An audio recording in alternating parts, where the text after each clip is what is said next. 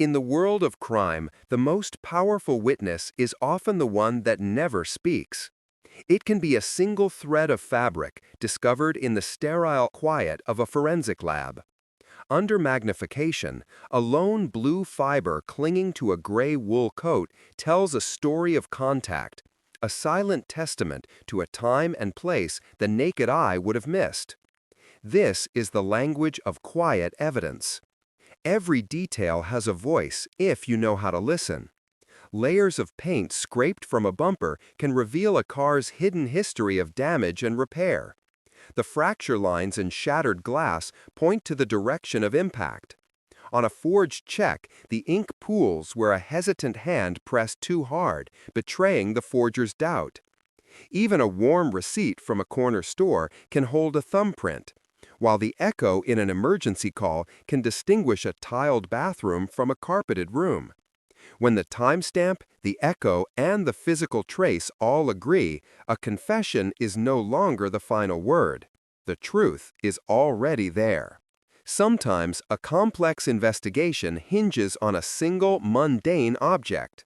A flimsy parking ticket stamped by a clerk on a late afternoon can dismantle a carefully constructed alibi. That one small imprint of violet ink anchors a vehicle to a specific location at a specific minute. It rewrites a suspect's route and transforms a compelling story into a concrete timeline a jury can trust.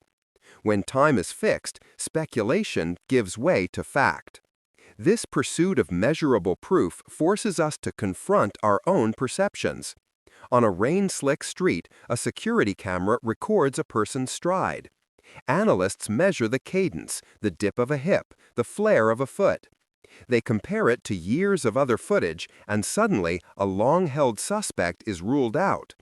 It begs the question, what else have we mistaken for certainty simply because it felt cinematic?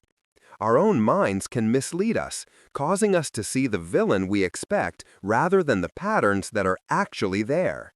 The shift is from hunch to documentation, from performance to proof. And so we must listen again. A voice on an emergency call, replayed with a trained ear, reveals more than panic. A faint train horn, a distant crossing bell, an echo that proves the call was not made from inside a house.